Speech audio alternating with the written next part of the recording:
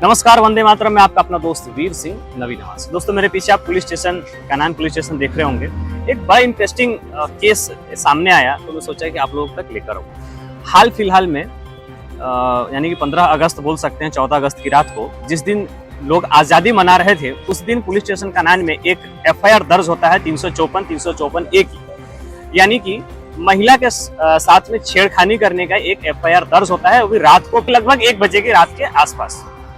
अब यह घटना बताई जाती है कि 30 जुलाई को सुबह 10 से 10:30 बजे के बीच की है। जिनके ऊपर में FIR दर्ज हुआ उनका नाम प्रशांत वाघमारे है और एक महिला, हालांकि महिला का नाम लेना मैं उचित नहीं समझता हूँ, महिला ने FIR दर्ज की। लेकिन 30 जुलाई को 10 से 10:30 बजे का जिस समय का जिक्र FIR में किया गया, सबसे बड़ी बात तो ये है कि उस समय यानी कि प्रशांत वाघमारे जिनके ऊपर FIR दर्ज की गई, वो अपने घर में ही थे और घर के CCTV में साफ साफ दिख रहे हैं। इतना ही नहीं, बल्कि जबकि उनके मोबाइल का GPS लोकेशन का जब टाइमलाइन चेक किया गया तो उसमें भी 12:23 तक वो अपने घर पे ही रहते हैं और 12:23 के बाद वो अपने घर से निकलते हैं और भंडारा अपनी फैमिली के साथ जाते हैं। वो अलग मैटर हो गया। मुझे गलत तरीके से फंसाने की साजिश की 354 के अंतर्गत 10 से 10:30 बजे का टाइमिंग वो बता रही है उसके FIR में जी। और मैं और कोठीराम जी चकोले और कुबेर पोटभरे, सुरेंद्र पोटभरे, ये इन्होंने मिलकर मेरे साथ में वो खेत पे अश्लील हरकत किया 30 तारीख को 10 से 10:30 के दरमियान, ऐसा वो बता रही है। परंतु ये सरासर झूठ है। उसका प्रमाण ऐसा है कि मेरे घर में जो CCTV कैमरा है और मेरे मोबाइल का जो लोकेशन है, मेरा मोबाइल का लोकेशन ये बता रहा है कि मैं सुबह 10:12 पे मैं अपने घर के हॉल में बैठा था और ऐसा पूरा 10:12 से तो 5:30 बजे तक का पूरा एक एक बात का हिसाब है। जिस दरमियान मैं वो जो टाइमिंग जो उसने जो टाइमिंग में जो आरोप लगाया है, उस समय मैं स्टेट बैंक में भी गया मेरा वो खाते का स्टेटमेंट निकालने के लिए, और उसके बाद में मैं अपने मिसेस को लेकर भंडारा भी गया था। अब खास बात तो ये है कि 15 दिन के बाद FIR दर्ज होता है लगभग, उसके बाद भी कन्हान पुलिस क्या जांच पड़ताल करती है। एक महिला अगर बोल दे तो क्या पुरुष के ऊपर इस तरीके का अत्याचार हो जाना अपने आप में उचित है? कि क्या कन्हान पुलिस की ये जो काम करने की प्रक्रिया है ये कितना उचित है?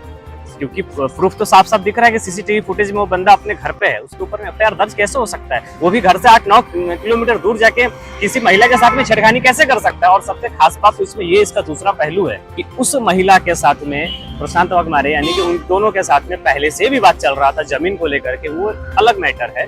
लेकिन पहले से ही उस महिला के ऊपर में प्रशांत वाघमारे द्वारा एट्रोसिटी की धारा के तहत मामला दर्ज कर दिया गया था। एक सवाल उत्पन्न होता है कि क्या वो बदला लेने के लिए प्रशांत वाघमारे के ऊपर में एक झूठा FIR कर, उस महिला के ऊपर में पहले से ही एट्रोसिटी के तहत मामला दर्ज था, जिसके जांच अधिकारी, एट्रोसिटी के जांच अधिकारी DYSP यानी कि यहाँ के DYSP संतोष गायकवाड़ हैं।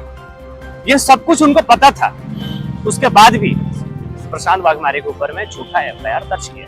हालांकि इनके कई पहलू अभी उजागर होंगे, जैसे कि एट्रोसिटी के एक एक्ट है 15A, जिसमें भी बहुत सारी चीजें हैं जो हम अगले एपिसोड में आपको हम बताएंगे।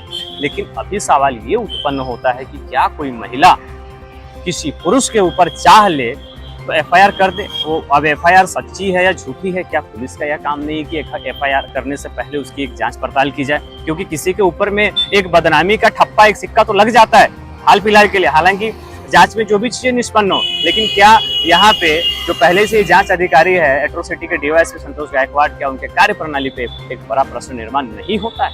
क्या कन्हान पुलिस के ऊपर एक बड़ा प्रश्न निर्माण नहीं होता है कि क्या ये किसी पॉलिटिकल दबाव में किसी के साथ भी कुछ भी करेंगे, ये क्या उचित है?